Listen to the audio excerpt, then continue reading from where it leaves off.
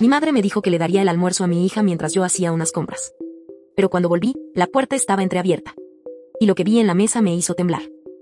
Cuando me convertí en madre, juré que rompería todos los patrones que me habían dañado durante mi infancia. Prometí que mi hija crecería libre de las presiones, los silencios incómodos, las manipulaciones disfrazadas de cariño, y sobre todo, del control enfermizo que marcó mi relación con mi madre. Pero como suele pasar con las promesas que nacen del miedo, también esta se quebró sin que me diera cuenta. No de golpe. No con una traición escandalosa. Sino con algo mucho más peligroso, la rutina. Mi madre, Carmen, siempre fue de las que se vestían de abnegación para encubrir la necesidad de controlar. De niña me preparaba el desayuno con ternura, pero decidía a qué hora debía tener hambre. Me arropaba por las noches con cuidado, pero me obligaba a dormir aunque llorara en silencio hasta quedarme sin lágrimas. Nunca gritaba, nunca golpeaba, nunca perdía la compostura. Pero su forma de amor era una jaula con barrotes suaves. Invisible. Innegociable. Durante años logré mantener la distancia. Me mudé a otra ciudad apenas cumplí los 18, me mantuve sola incluso cuando más lo necesitaba, y me convencí de que había logrado escapar. Pero el nacimiento de Sofía cambió las reglas del juego. Ser madre en soledad es un acto de resistencia. Sofía llegó en medio de una tormenta emocional, una ruptura dolorosa, un trabajo incierto, y la ausencia de una red de apoyo real.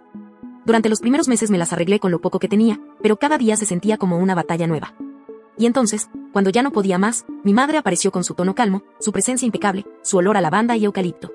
No tienes que hacerlo todo sola, Laura, me dijo una tarde mientras yo intentaba calmar el llanto de Sofía, con el pecho agrietado y los ojos hundidos. Déjame ayudarte. Al menos por unas horas al día. Me resistí, lo juro. Durante semanas rechacé sus visitas, sus ofrecimientos de comida casera, sus sugerencias envueltas en frases amables. Pero la maternidad tiene una forma cruel de empujar tus límites. Y al final, abrí la puerta que tanto me había costado cerrar. Así comenzó a venir 2 o 3 veces por semana.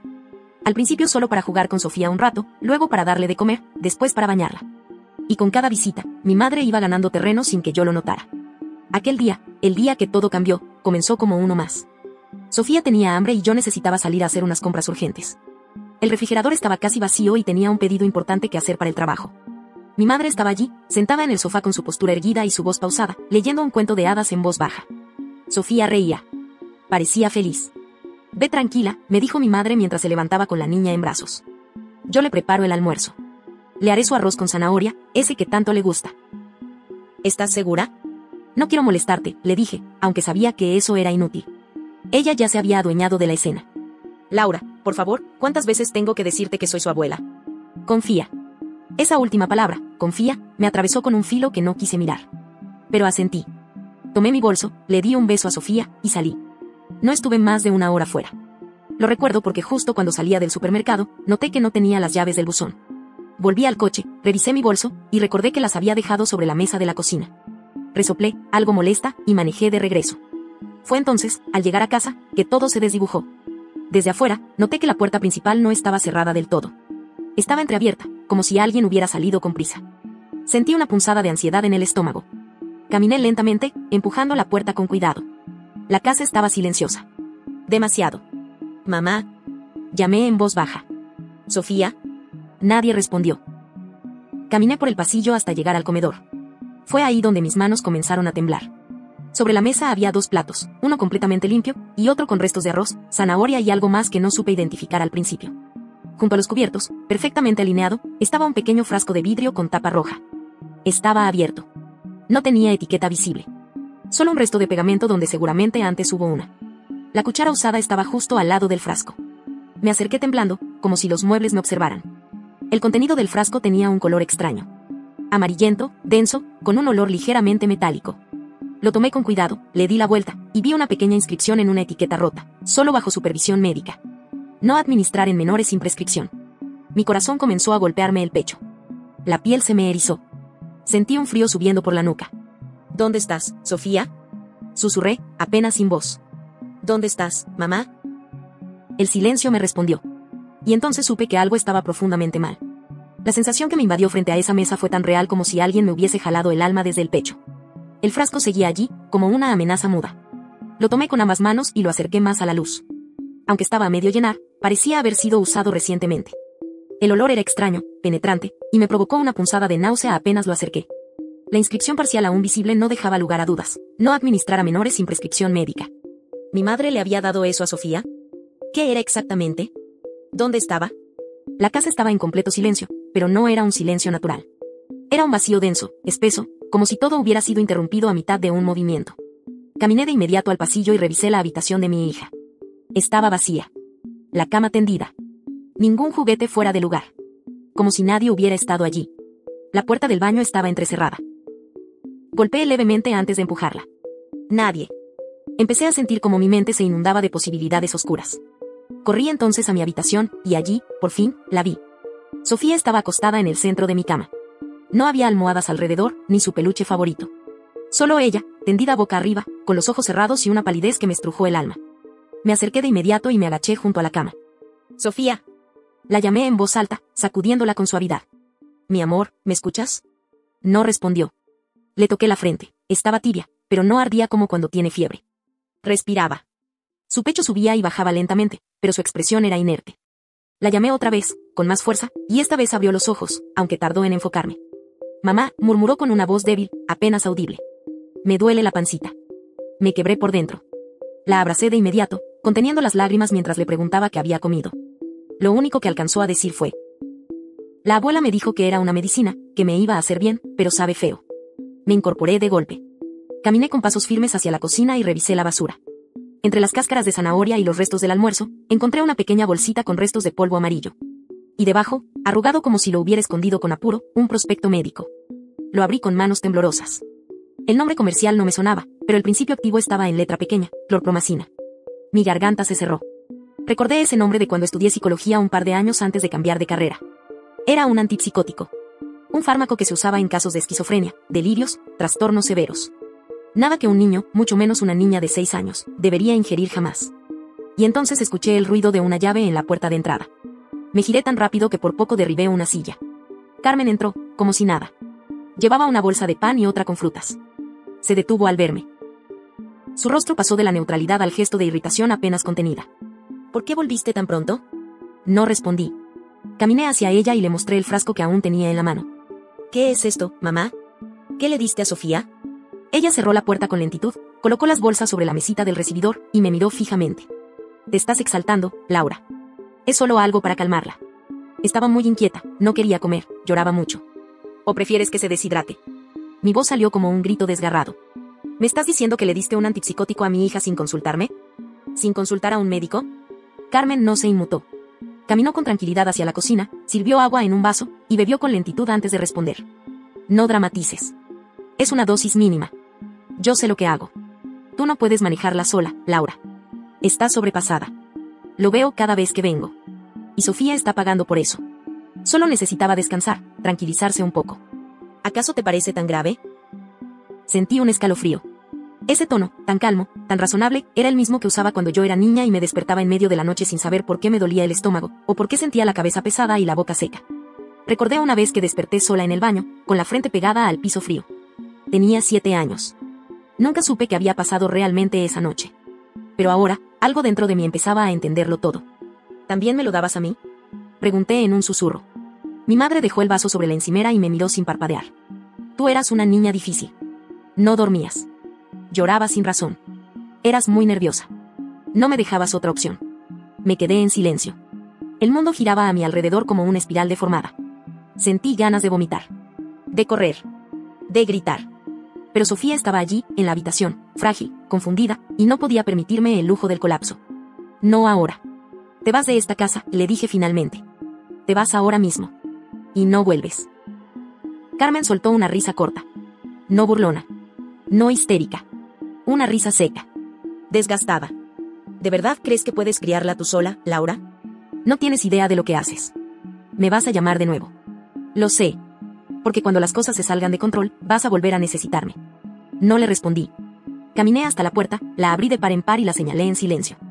Carmen me miró unos segundos más, como midiendo hasta dónde podía seguir jugando con mis límites.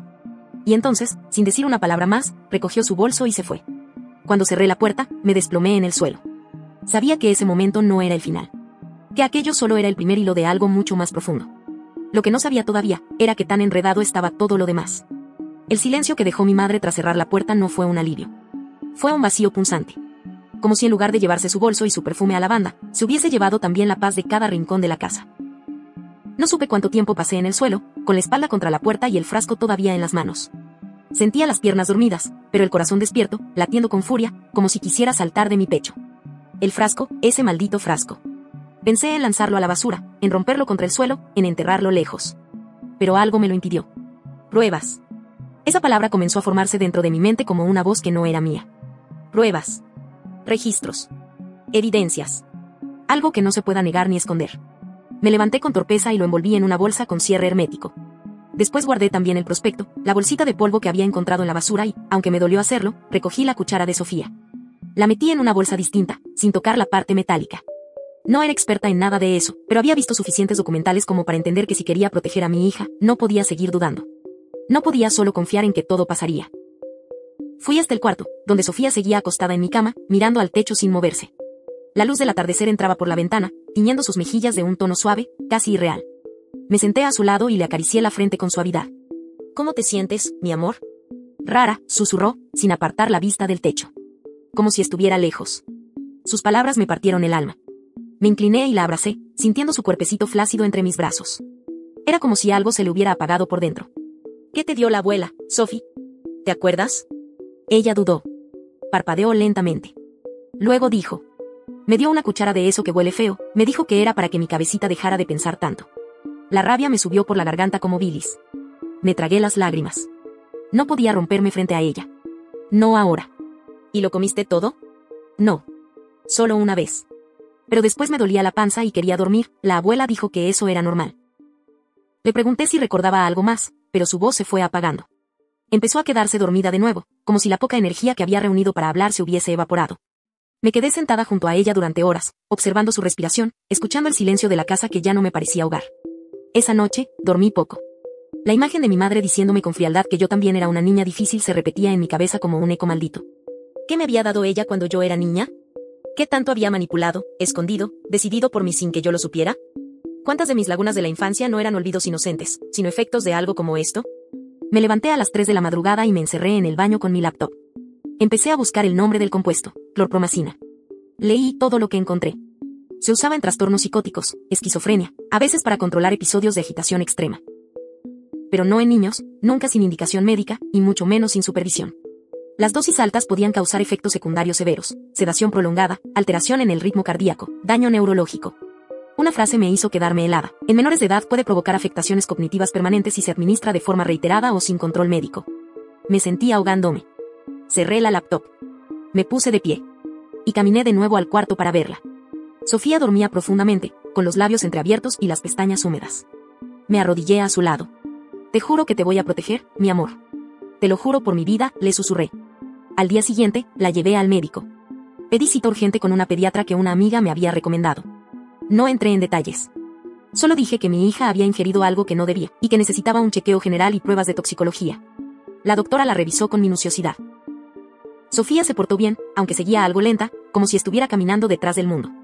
Le sacaron sangre, le hicieron preguntas simples, ejercicios de memoria. Después, mientras Sofía jugaba con unos cubos en la sala de espera, la doctora me llamó a su oficina. ¿Quiere decirme qué es exactamente lo que sospecha que le dieron? Le mostré el frasco, el prospecto, las bolsas con los restos. Ella lo revisó todo con el ceño fruncido. ¿Dónde consiguió esto? Mi madre, respondí, sintiendo el nudo en la garganta.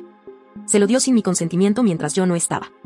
La pediatra me miró en silencio unos segundos que se me hicieron eternos. Luego suspiró y habló con voz seria. Voy a hacer el informe. Es probable que necesitemos un seguimiento neurológico, pero lo primero es esperar los resultados. También voy a hacer constar por escrito todo esto, por si quiere presentarlo en una denuncia. Asentí. No sabía si estaba lista para denunciar a mi madre, pero cada minuto que pasaba me acercaba más a esa decisión. Al llegar a casa, Sofía se quedó dormida en el sillón.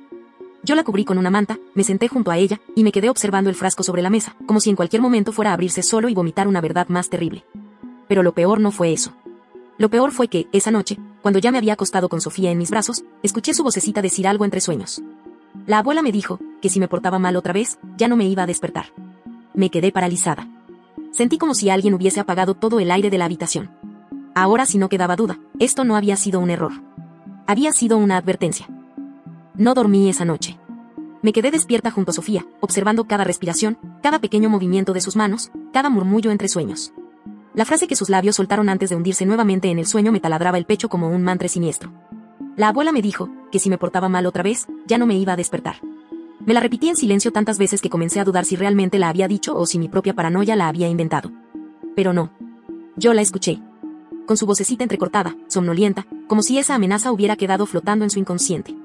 Cuando salió el sol, sentí que mi cuerpo me pesaba como si hubiese corrido una maratón. Pero no podía detenerme. Algo se había activado dentro de mí. Una urgencia que me gritaba que todo esto era apenas la superficie de algo más profundo, más antiguo. Carmen no era una mujer impulsiva. No era torpe. Si le había dado eso a Sofía, no era la primera vez que lo hacía. Solo era la primera vez que yo lo descubría. Y entonces, con un miedo frío en el pecho, comprendí que había una pregunta que no me había hecho aún. ¿Y si no solo fue Sofía? ¿Y si esto viene desde antes? ¿Desde mí? Tomé una libreta, abrí una página en blanco y escribí 2 palabras grandes. ¿Cuándo comenzó todo? Dejé que la mano escribiera sola. Fechas, escenas, palabras sueltas. Recuerdos. Y ahí estaba. Una imagen borrosa que había desterrado desde niña. Yo tenía 6 años. La misma edad de Sofía. Una noche me desperté en mi cama mojada. Me había orinado encima, algo que no me pasaba desde hacía mucho. Fui a buscar a mi madre, llorando, asustada. Recuerdo que ella no se enojó. Solo me miró con esa expresión de falsa calma y me dijo: «No te preocupes, Laura. Te prepararé un té para que no vuelva a pasar». El sabor era amargo. Muy amargo. Y recuerdo que, después de eso, no volví a tener pesadillas. Ni sueños. Ni recuerdos nítidos por varios días. Solo una bruma. Y eso se repitió. Cada vez que me enfermaba, cada vez que estaba triste, cada vez que lloraba demasiado. Siempre el remedio natural, el técito, el gotero de hierbas especiales. Nunca fui una niña rebelde. Pero tampoco fui una niña libre. Siempre sentí que había algo que no podía nombrar, algo que me apagaba por dentro. Y ahora, viendo a Sofía apagada igual, entendía por fin lo que era. Mi madre no me había criado. Me había adormecido. Había moldeado cada una de mis emociones con un veneno lento que disfrazaba de cuidado. Y ahora lo estaba haciendo con mi hija. O quizás siempre fue ese su plan. Repetir el patrón. Silenciar generaciones. Me levanté de golpe. Sentí un impulso visceral de arrancar todo lo que me conectaba con ella. Tomé mi celular, fui a sus mensajes, y los borré uno por uno. Eliminé sus llamadas. Silencié su contacto. Luego abrí la app de fotos. Busqué todas las imágenes donde aparecía Sofía con Carmen. Y no sé por qué, pero verlas me hizo temblar. En todas, Carmen la tenía tomada del brazo. Nunca simplemente al lado. Siempre sujetándola. Como si la poseyera. Apreté los dientes. No podía permitir que siguiera cerca. Nunca más. Pero la cordura me frenó. Aún no tenía los resultados médicos. Aún no tenía nada firme para ir a la policía. Sabía que con Carmen nada sería fácil. Que si intentaba acusarla sin pruebas, lo negaría todo y encima me haría quedar como inestable. Era experta en eso. Lo había hecho toda su vida. Conmigo. Con mi padre. Con todos. Pensé en buscar ayuda legal. Protección. Una orden de alejamiento. Pero necesitaba pruebas más sólidas. Y algo en mí, algo que no quería admitir, sabía que ella no se detendría tan fácil. Ese mismo día, fui a casa de una amiga de la universidad, Clara, que trabajaba como asistente en una clínica privada. Le conté parte de la historia, suavizada, como si estuviera hablando de una situación hipotética. ¿Qué pasa si una madre descubre que su hija fue medicada sin permiso por una abuela? Le pregunté, jugando a la distancia emocional. Clara me miró en silencio unos segundos, luego bajó la voz. Es grave. Muy grave. Pero hay que probarlo. Si puedes documentarlo, con los resultados médicos, con las sustancias encontradas, incluso con testimonios, se puede iniciar un proceso. Pero vas a necesitar respaldo.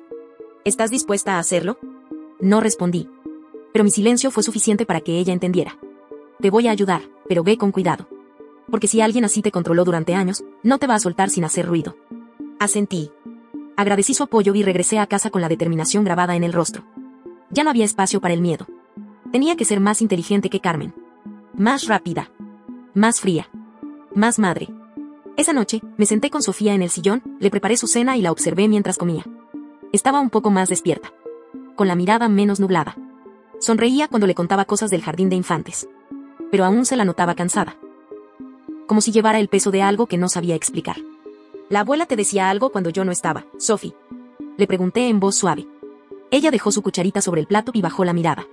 «A veces me decía que tú no entendías lo que era bueno para mí». «¿Qué más?». «Que ella sí me amaba de verdad. Y que tú, a veces, te equivocabas mucho. Pero que no me preocupara. Porque si un día ya no estabas, ella me cuidaría para siempre». Mi mundo se detuvo. Ese «si un día ya no estabas» no era una frase inocente. Era una grieta. Un mensaje. Un plan. Sentí un temblor en las manos. Me obligué a sonreír y acariciarle el cabello. Tú nunca vas a quedarte sin mamá, ¿me oíste? Nunca. Lo sé, mamá, me susurró con un hilito de voz. Pero no se lo digas a la abuela. Se pone triste cuando digo eso. Me congelé. Era oficial. Mi madre había cruzado una línea. Y esta vez, yo no iba a quedarme callada. Me tomó varios días reunir el valor suficiente para volver a la casa de mi madre. No quería verla. No quería oír su voz. No quería respirar el aire de esa casa que, durante años, había creído que me protegía, cuando en realidad me había anestesiado. Pero algo me decía que no podía quedarme solo con el frasco, el prospecto y los restos del almuerzo. Mi instinto me gritaba que eso era apenas una muestra. Que había más. Mucho más. Así que una mañana, cuando Sofía estaba en la escuela, manejé hasta el barrio donde crecí. Llevaba guantes de látex en el bolso, una bolsa hermética y una cámara pequeña que Clara me había prestado para registrar todo, por si decidía denunciar. Tenía el corazón golpeando contra el pecho, como si quisiera advertirme de que estaba a punto de entrar en terreno minado. La puerta estaba cerrada con llave. Sabía dónde escondía la copia, debajo de una maceta seca al lado del porche. Nada había cambiado. Las mismas cortinas bordadas. El mismo olor a alcanfor que parecía salir desde las paredes. El mismo silencio, ese silencio que, ahora lo entendía, no era paz. Era sumisión. Entré y cerré con cuidado. No me detuve a mirar las fotos enmarcadas ni los adornos de cerámica. Caminé directamente hacia su habitación. Todo estaba impecable, como siempre. La cama hecha con una precisión quirúrgica.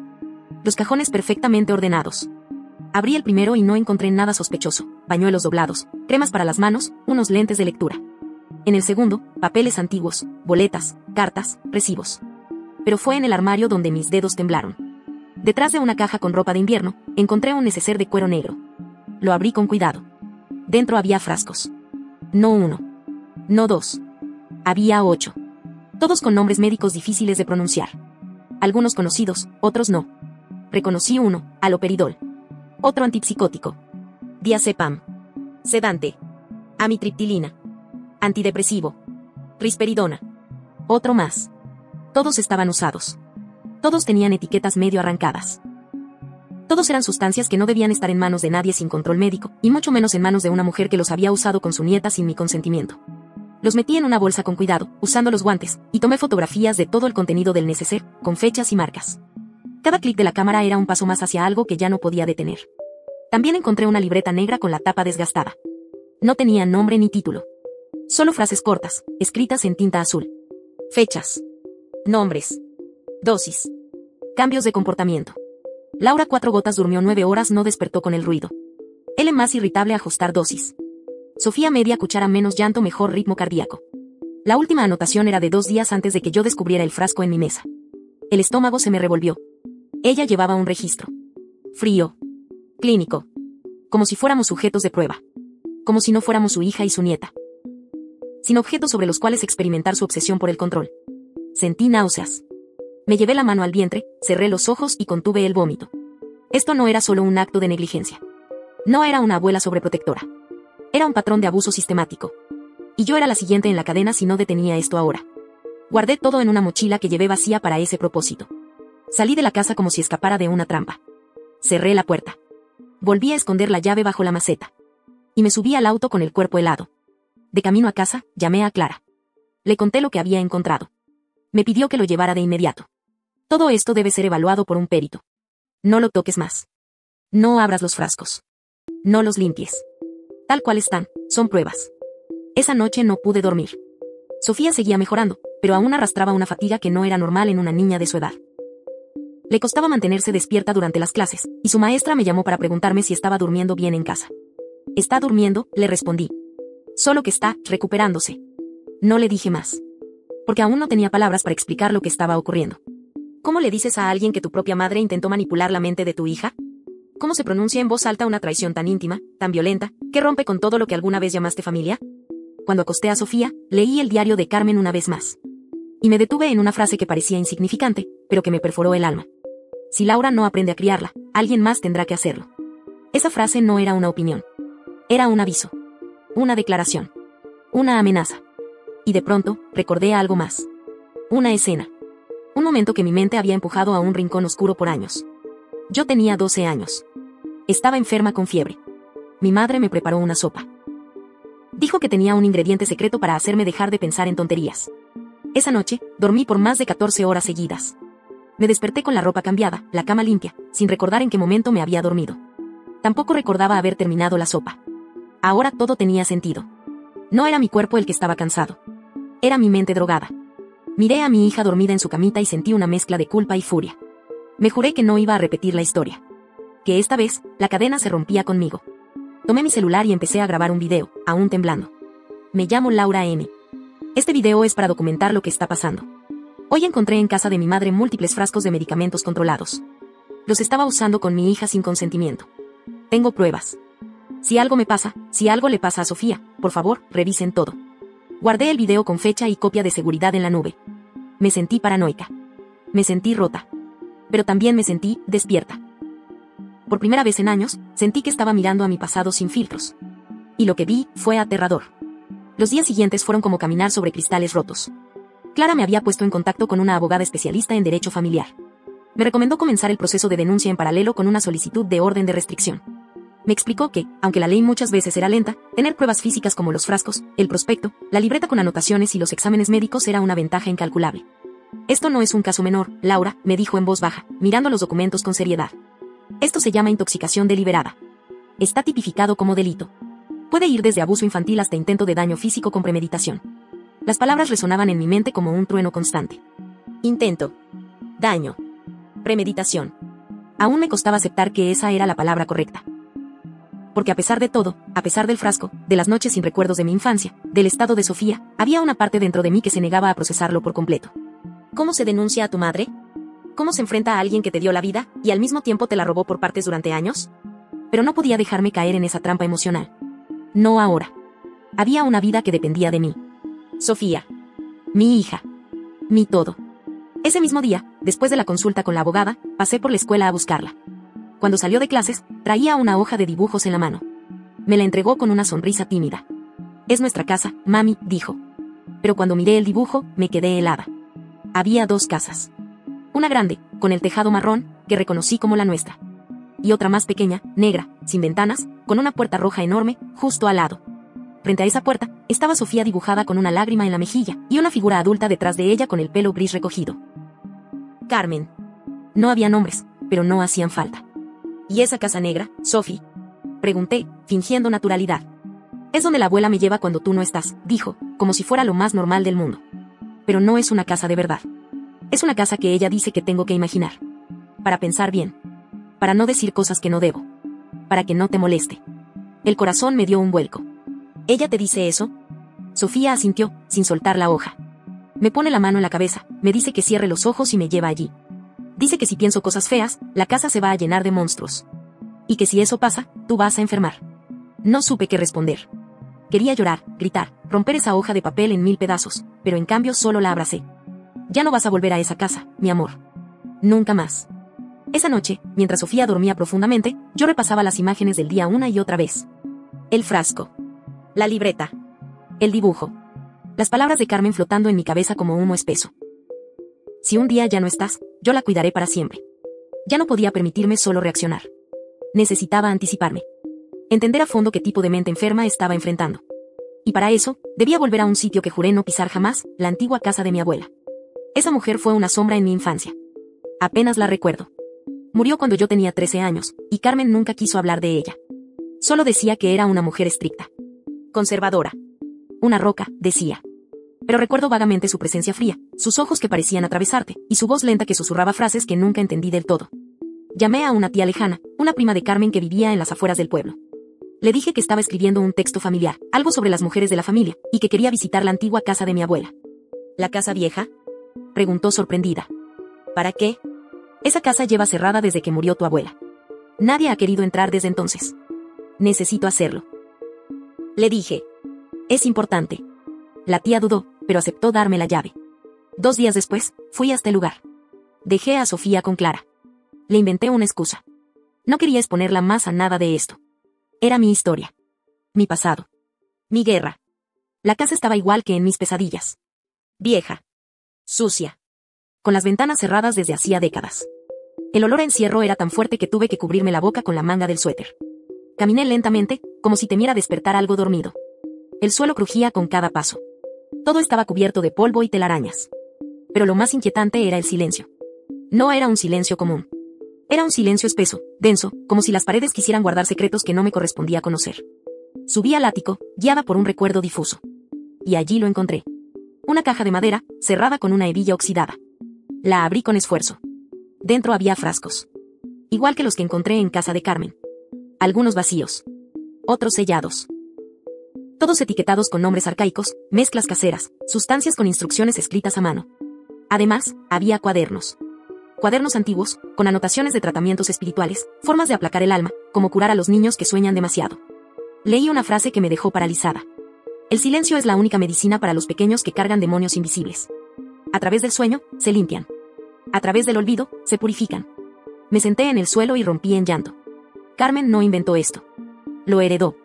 Era una cadena de mujeres que confundían control con amor. Que creían que silenciar a un niño era protegerlo. Que preferían que durmiera 20 horas seguidas antes que escucharlo llorar. Mi abuela lo hizo con mi madre. Y mi madre conmigo. Y ahora, quería hacerlo con Sofía. No. Ya no. Me levanté. Guardé varios frascos y los cuadernos como pruebas. Cerré la casa. Y salí temblando, pero decidida. Esa noche, regresé con mi hija. Me acosté con ella, la abracé, y sentí su respiración cálida contra mi pecho. Te prometo que nunca te vas a convertir en una niña callada como yo, le susurré. Nunca. Mientras yo viva, nadie más va a callarte. Porque ahora lo sabía, el veneno de mi familia no era solo lo que venía en frascos. Era el silencio. Después de salir de la antigua casa de mi abuela, algo cambió en mí. Ya no era solo una madre protegiendo a su hija. Era una hija reconstruyendo las ruinas de sí misma. Los documentos, los frascos, los cuadernos, las frases escritas con esa caligrafía antigua y perturbadora, todo apuntaba a lo mismo, a una práctica repetida, transmitida de madre a hija, generación tras generación, disfrazada de tradición, de cuidado especial, de sanación espiritual. Pero no era sanación. Era sometimiento. Y durante años yo lo acepté porque no sabía que había otra forma de ser criada. Había normalizado ese tipo de amor que te exige silencio, que te duerme cuando molestas, que te adormeces y expresas. Cuando miraba a Sofía, ahora lo entendía todo. Esa tristeza sutil en sus ojos, esa obediencia exagerada, esa forma en la que parecía pedir permiso para existir, no era parte de su personalidad. Era parte de lo que ya habían empezado a moldear en ella. Y yo no lo había visto. Esa noche, me encerré en mi habitación y extendí todo sobre la cama. Los frascos de la casa de Carmen. Los cuadernos del ático. Las fotos de los medicamentos. El diario. La hoja de dibujo de Sofía. Cada pieza era un ladrillo del mismo muro, ese que mi madre había estado construyendo alrededor de mi hija, mientras yo creía que me estaba ayudando. Encendí la grabadora del celular. Ya no bastaban notas sueltas o documentos. Necesitaba dejar un registro con mi voz. Un testimonio. Mi nombre es Laura M., dije, con la voz aún quebrada. Tengo 34 años y este es mi testimonio por si algo me sucede a mí o a mi hija, Sofía. Conté todo. Desde el almuerzo envenenado hasta el cuaderno en el ático. Hablé como si estuviera escribiéndole a una jueza, a una fiscal, a una amiga, a una hija adulta que un día pudiera necesitar entenderlo todo. Grabé durante más de una hora. Y cuando terminé, me sentí vacía, pero viva. Al día siguiente, la pediatra me llamó. Tenía los resultados de los análisis. Necesito que vengas, me dijo con tono grave. Y trae los documentos que mencionaste. Esto no puede esperar. Fui con el estómago cerrado. Dejé a Sofía con Clara otra vez. En cuanto entré, supe que algo andaba mal. Laura, dijo la doctora, ofreciéndome asiento. Tu hija tenía residuos de varios compuestos en sangre. Algunos coinciden con los medicamentos que me mostraste. Lo más grave es que se han encontrado trazas de un metabolito que indica exposición prolongada. Es decir, no fue una única dosis. Sentí que la cabeza me daba vueltas. ¿Está bien? Por ahora sí. Pero si esto no se detenía, eventualmente podríamos estar hablando de consecuencias permanentes, afectación cognitiva, problemas de memoria, alteraciones emocionales, incluso trastornos neurológicos. Ya pedí el informe oficial para que puedas usarlo en tu denuncia. Me llevé las manos al rostro. Lloré en silencio. Porque ese informe me daba razón, pero también me arrancaba parte del alma. Había fallado. Yo, que juré que la protegería de todo lo que me destruyó, permití que la misma historia comenzara a escribirse en su piel. La buena noticia, continuó la doctora, es que su organismo está recuperándose. Es joven, fuerte. Con tiempo y cuidado, es posible que no quede secuela alguna. Asentí, con gratitud, pero con un dolor profundo. Porque esas palabras venían con una condición, que Carmen desapareciera de nuestras vidas para siempre. Salí de la clínica y me senté en el coche sin prenderlo. Miré el volante. El parabrisas. El cielo nublado. Y entonces recordé algo más. Un susurro de mi madre, años atrás, cuando yo tenía unos 9 años y pregunté por qué no podía dormir en casa de una amiga. Las madres siempre deben tener a sus hijas cerca. Nadie las cuida como una madre, Laura. Nadie. Era una frase dulce, ¿verdad? Llena de cuidado. Pero ahora entendía que lo que ella quería decir era, nadie puede controlarte como yo. Esa misma noche, mientras le leía a Sofía su cuento favorito, me interrumpió con una pregunta extraña. «Mamá, ¿tú soñabas cuando eras niña?» Me sorprendió. Cerré el libro. Sí, claro. ¿Por qué? Es que la abuela me dijo que las niñas buenas no sueñan. Porque soñar es peligroso. Que si soñamos cosas feas, las podemos volver reales. ¿Ella te dijo eso? Sofía asintió con suavidad. Luego bajó la voz. Y también dijo que tú soñabas demasiado. Que por eso a veces te portabas mal. Que si yo soñaba como tú, me iban a castigar. Se me heló la sangre. Era como si Carmen estuviera intentando reescribir incluso nuestra historia. Como si le hubiera dicho que mis recuerdos eran inventos. Que mi rebeldía era enfermedad. Que la imaginación era pecado. Como si hubiera intentado borrar cualquier posibilidad de que Sofía se identificara conmigo. Y entonces comprendí algo terrible. Mi madre no solo quería controlar a mi hija. Quería separarnos. Romper nuestro vínculo. Poner su voz dentro de la cabeza de Sofía, como lo había hecho conmigo. Para que, incluso cuando no estuviera, Sofía pensara como ella. Actuara como ella. Obedeciera como yo. Me incliné y la abracé con fuerza.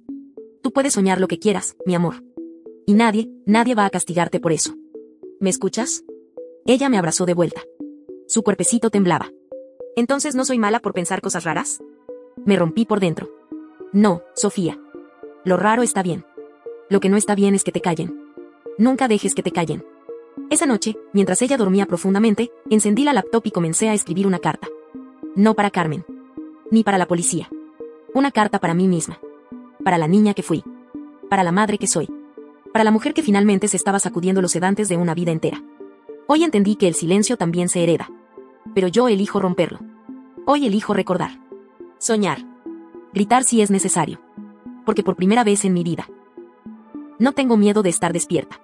Y cuando terminé de escribirla, sentí algo que no sentía desde hacía años. Furia. Una furia limpia. Clara. Dirigida. Porque mi madre no se iba a detener. Y ahora que sabía que la estaba perdiendo, iba a contraatacar. Y yo tenía que estar lista. Al día siguiente, me levanté antes de que amaneciera. Dormí apenas unas horas, pero algo dentro de mí ya no era frágil, era fuego. Un fuego que no me consumía, sino que me iluminaba. El miedo ya no vivía en mí. Vivía en lo que podía llegar a pasar si me quedaba callada. Preparé el desayuno para Sofía como siempre. Le puse su programa favorito, la abracé con ternura y le dije que esa tarde no iría al jardín, que nos quedaríamos en casa viendo películas, solo nosotras dos. Ella sonrió con ese alivio silencioso que solo tienen los niños cuando sienten que, por fin, algo está bien. Pero mientras ella jugaba, yo me senté frente al escritorio con los documentos, el informe médico y el diario de Carmen. Llamé a Clara y le dije que necesitaba hablar con alguien en quien pudiera confiar plenamente. Quedamos en vernos a las 5 de la tarde. Mientras tanto, hice algo que me costó cada fibra de mi cuerpo. Le escribí a Carmen. Hola, mamá. He estado pensando mucho y creo que necesitamos hablar. En persona. Sola tú y yo. Sin Sofía. La respuesta no tardó. ¿Por fin te diste cuenta de que estás exagerando? Yo también creo que es hora de hablar. Te espero esta noche en casa, después de las 8. Sofía puede quedarse con Clara o con quien quieras, pero ven sola. Era inquietante como podía sonar tan tranquila después de todo. Como si no supiera nada. Como si creyera que aún tenía el control. Pero yo ya no era la misma. A las 5 de la tarde, me encontré con Clara en una cafetería discreta. Llevé una copia de todo, documentos, análisis, registros. Le conté todo. No solo lo del almuerzo, sino lo del pasado, lo de mi infancia, lo de la casa de mi abuela, lo que Sofía había dicho sobre los sueños. Clara me escuchó sin interrumpirme, y cuando terminé, sus ojos estaban llenos de lágrimas. Laura, esto es muy grave. Lo sé. Pero si voy directamente a la policía ahora mismo, sin pruebas más sólidas, sin contexto, podrían decir que es solo una disputa familiar. Necesito que me ayudes a grabar lo que pase esta noche. Quiero que quede registro de lo que diga. Clara dudó unos segundos. ¿Estás segura de que es buena idea verla? Sí, respondí. Porque ahora es ella quien no sabe lo que yo sé. Y eso me da una ventaja que nunca tuve. Clara asintió. Me entregó un pequeño grabador con batería de larga duración. Lo activas al entrar. Si dice algo comprometedora, lo tendremos. Pero Laura, prométeme algo, si algo se siente mal, si algo te da mala espina, te vas. No intentes ser más fuerte que el peligro. Ya lo fuiste suficiente. Le tomé la mano. Te lo prometo. Esa noche, dejé a Sofía con Clara. Le dije que mamá tenía que arreglar cosas del trabajo y que luego nos veríamos para ver su película favorita. Le di un beso largo en la frente y salí con el corazón latiendo fuerte, pero no por miedo. Por determinación. La casa de Carmen estaba como siempre. La misma fachada tranquila, el mismo jardín perfectamente podado. Como si nada hubiera pasado nunca ahí. Como si no escondiera el eco de generaciones de obediencia forzada. Tocó la puerta. Ella abrió enseguida. «Qué bueno que viniste», dijo con su tono habitual. Ni frío ni cálido. Neutro. Calculado. Entré. El grabador ya estaba encendido, oculto en el bolsillo interno de mi chaqueta. Me ofreció té. No lo acepté. No vine a charlar, mamá. Vine a hablar en serio. Ella me miró fijamente. Por un momento, en su rostro apareció algo parecido al desprecio, pero se desvaneció rápido. Adelante, Laura. Habla. Tengo el informe médico de Sofía. Las sustancias que tenía en su cuerpo. También tengo tu diario, el de la casa de la abuela. Y las copias de los documentos. Todo. Incluso tus palabras. Lo tengo todo. Por primera vez en años, Carmen titubeó. ¿Qué documentos? Los frascos en la caja. El diario con anotaciones de años atrás. Las recetas. Las frases que usaste conmigo cuando era niña. El papel que dejaste en la cocina con lo que ibas a ponerle a Sofía. Guardó silencio. ¿Y qué vas a hacer con todo eso? Preguntó finalmente, con una voz tensa, casi burlesca. Lo que tenga que hacer, respondí. Si confiesas, si lo admites, puedo usar eso para demostrarlo. Pero si mientes, si niegas todo, vas a perder más de lo que imaginas. Entonces, Carmen se acercó a mí lentamente. Ya no parecía una madre. Parecía una pared antigua que se estaba agrietando por dentro. Y cuando habló, su voz era otra. Ya no era calma. Era esa frialdad venenosa que solo había escuchado una vez antes. Cuando yo tenía 8 años, y le dije que me dolía el estómago, y ella me dio algo que me durmió por horas. Tú no sabes lo que es cuidar, Laura. Nunca lo supiste. Siempre fuiste débil, emocional, ruidosa. Sofía necesita equilibrio. Yo solo quería protegerla, de ti. ¿Protegerla? Escupí. La estabas destruyendo, como hiciste conmigo. No, dijo Carmen, con una sonrisa torcida. Contigo fallé. Pero con ella estaba haciendo las cosas bien. Hasta que empezaste a sospechar. Sus palabras flotaron en el aire. Pesadas. Inconfundibles. Grabadas. Lo había dicho. Lo había admitido. Y mi mano dentro del bolsillo apretó el grabador como si fuera un ancla. ¿Sabes cuál es tu problema, Laura? Continuó ella. Crees que lo que hiciste fue escapar de mí. Pero nunca escapaste. Solo creciste con una versión más caótica de mí dentro de ti. Y eso es lo que más me duele, que te convirtieras en una madre tan débil, tan inútil, tan sentimental. Las niñas como Sofía no necesitan amor. Necesitan estructura. Disciplina. Calma. Por eso se duerme. Porque cuando sueñan, son un peligro para sí mismas. Yo la miré en silencio. Por dentro, temblaba de rabia. Por fuera, era una estatua. Has terminado de destruir lo único que me quedaba de ti, le dije. Y salí de la casa. La grabación era perfecta. Esa noche, mientras Sofía dormía profundamente abrazada a su osito, escuché la grabación con Clara. Su voz, esa voz fría, impune, describiendo cómo veía a su nieta como un proyecto a corregir, era la prueba que necesitábamos. Ya no eran sospechas. Era una confesión. Esto es suficiente, dijo Clara. Esto la va a hundir. Y por primera vez en mucho tiempo, sentí que el miedo había cambiado de bando.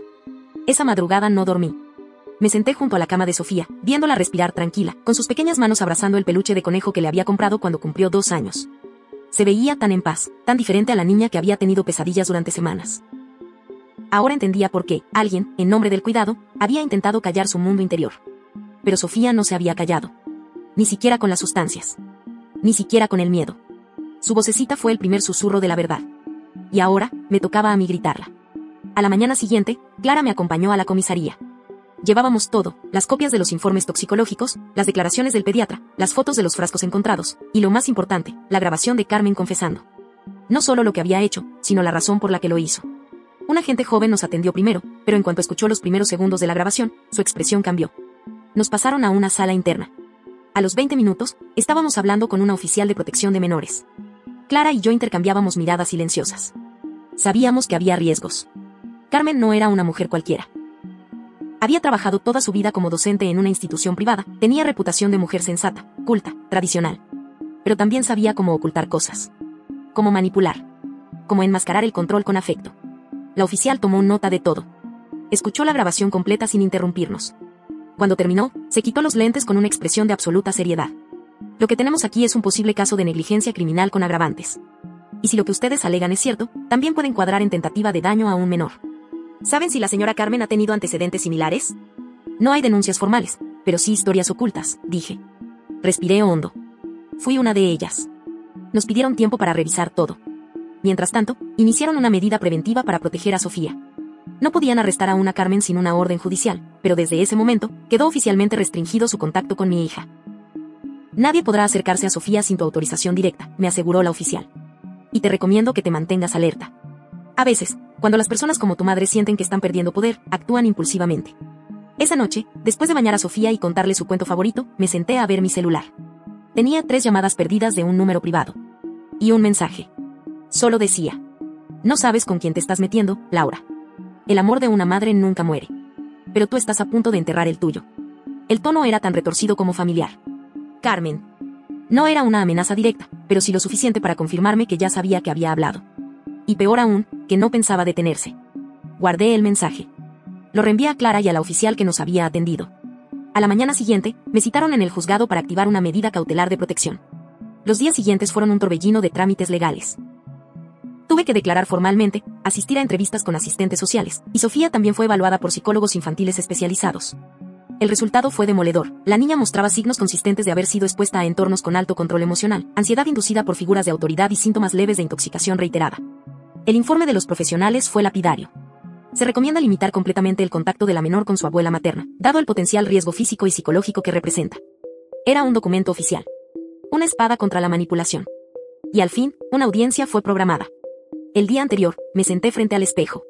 Me observé durante largo rato. Las ojeras marcaban las noches sin dormir, pero mis ojos ya no eran los de antes.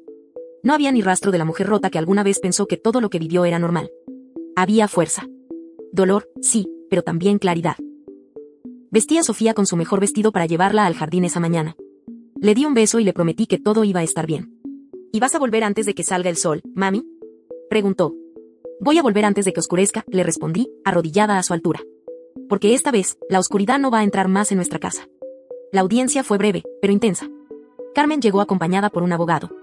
Su rostro era una máscara, ni arrepentimiento, ni vergüenza. Solo esa expresión altiva que tantas veces vi en mi infancia cuando me castigaba sin razón y me decía: es por tu bien.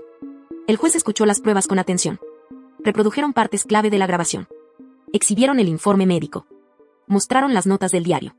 El abogado de Carmen intentó argumentar que todo era una tergiversación. Que su cliente jamás pondría en peligro a su nieta y que las sustancias eran naturales, homeopáticas, y que los documentos habían sido malinterpretados por una hija emocionalmente inestable. Pero el juez no parecía convencido. Cuando llegó mi turno de hablar, lo hice de pie. Sin llorar. Sin temblar. No estoy aquí solo por mi hija, dije. Estoy aquí por todas las niñas que crecen creyendo que el daño es cuidado, que la sumisión es protección, que el silencio es obediencia. Yo fui una de ellas. Pero mi hija no lo será. Silencio en la sala. El juez asintió con lentitud. Y tras una pausa, dictó la resolución preliminar.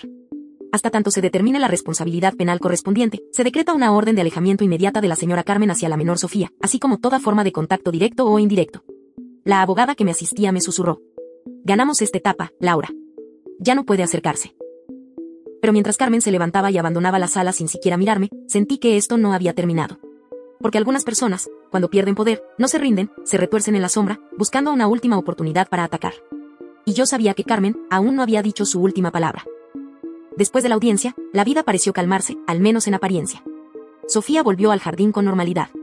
Ya no se despertaba gritando por las noches ni tenía miedo cuando sonaba el timbre. Dormía abrazada a su conejo y reía otra vez cuando le leía cuentos. Sus mejillas habían recuperado el color, y su voz, la dulzura. Yo lo observaba como si temiera que todo fuera un espejismo. Como si, en cualquier momento, algo pudiera arrebatarme esa paz otra vez. Y no me equivocaba. A los pocos días de la orden de alejamiento, comencé a notar cosas pequeñas, insignificantes para cualquiera, pero alarmantes para mí. Un sobre sin remitente debajo de la puerta. Una muñeca rota en la reja. Un paquete de galletas abiertas dentro del buzón. Nada que probara un delito. Todo que indicaba una presencia. Una advertencia silenciosa. Una tarde, Clara me llamó alarmada. Había recibido un mensaje anónimo desde un número desconocido. Tu amiga está jugando con fuego. Si no quieres que se queme, aléjate de ella. El miedo se volvió una serpiente en mi estómago. Volvimos a la comisaría, entregamos el mensaje, solicitamos revisión de cámaras. Pero no había registros claros. Las sombras se movían siempre fuera del alcance de la ley. Carmen no se había rendido. Solo estaba esperando algo. Un descuido. Un error. Una grieta. Y entonces ocurrió. Fue un miércoles. Yo tenía una reunión importante en el trabajo, y la niñera que cuidaba a Sofía se había enfermado. No tenía con quién dejarla, y no quería dejarla sola ni un segundo. Pero Clara, como siempre, apareció como un ángel. Yo la cuido, me dijo. Solo serán 2 horas. Y tú sabes que conmigo, nadie la toca. Le dejé a Sofía con Clara, le di las indicaciones de siempre, y salí de casa con el corazón oprimido. A los 10 minutos de estar en la reunión, mi celular vibró. Era Clara. La llamada solo duró 5 segundos, pero me heló la sangre. Laura, está aquí. Tu madre está afuera. Tiene algo en la mano. Corrí. Dejé todo. Subí al auto y sentí como el corazón me golpeaba las costillas. Cuando llegué, Clara tenía a Sofía en brazos, llorando. Estaba aterrada. No le hizo nada, me dijo, temblando. Pero estaba parada frente a la casa, con una bolsa en la mano. Decía que venía a dejarle algo a su nieta. Yo le grité que se fuera. Llamé a la policía. Cuando escuchó la sirena a lo lejos, se fue. En la bolsa había un pequeño frasco, uno similar a los que ya conocía. Cerrado. Sin etiqueta. Y una nota. Si ella no duerme, tú tampoco lo harás. Yo no descanso hasta que todo vuelva a ser como antes. Esta vez, la policía no pudo ignorarlo. Había roto la orden de alejamiento. Había pruebas físicas, testigos, y sobre todo, una intención clara. Se emitió una orden de detención preventiva. Carmen fue arrestada esa misma noche. Pero lo que me devastó no fue verla esposada. Fue verla mirándome a los ojos, y decir, sin vergüenza: yo te salvé la vida muchas veces, Laura. Y así me lo pagas. Si no sabes cuidar a tu hija, alguien tiene que hacerlo. Ni una pizca de remordimiento. Ni una lágrima. Solo esa creencia retorcida de que hacía lo correcto. El juicio fue largo. Hubo testigos, peritos, psicólogos forenses. Se demostró que Carmen había administrado sustancias sedantes a Sofía durante semanas, sin mi consentimiento, y que su justificación era mantenerla tranquila, como había hecho conmigo durante años. Se expuso su historial de control sobre mí, sus métodos, su desprecio hacia cualquier autonomía ajena. Fue condenada por tentativa de daño agravado, violación de la patria potestad y desobediencia judicial. La sentencia, 5 años de prisión efectiva. Pero más importante aún, se le retiró definitivamente todo derecho de contacto con Sofía. La corte fue tajante. Una abuela no es familia si representa un peligro. Meses después, la vida volvió a tomar un ritmo más humano. Me mudé de casa. Cambié de ciudad. No le conté a nadie, salvo Clara, dónde estaríamos. Cambié mi número. Comencé de nuevo. Sofía creció con alegría. A veces me preguntaba por su abuela, pero no con tristeza. Solo con curiosidad. Le dije que a veces las personas que deberían cuidarnos no saben cómo hacerlo, y que por eso, uno debe protegerse. Yo también empecé terapia. Me miré por dentro. Sané pedazos que ni sabía que estaban rotos. Y una tarde, mientras caminábamos juntas por el parque, Sofía me tomó la mano y me dijo: gracias por no dejar que nadie me apague, mamá. Ahí supe que todo había valido la pena. Un año después, recibí una carta desde la cárcel. La reconocí al instante, era la letra de Carmen. La abrí. Solo decía: cuando salgas, sabrás que aún estoy aquí. Siempre lo estaré. Lo que hiciste no se olvida. Sonreí. La rompí en 1000 pedazos. Y la arrojé al viento. Porque sí, puede que ella esté ahí. En algún rincón del mundo, entre los barrotes o fuera de ellos. Pero en mi hogar ya no hay sombras. Y en el corazón de mi hija, solo hay luz.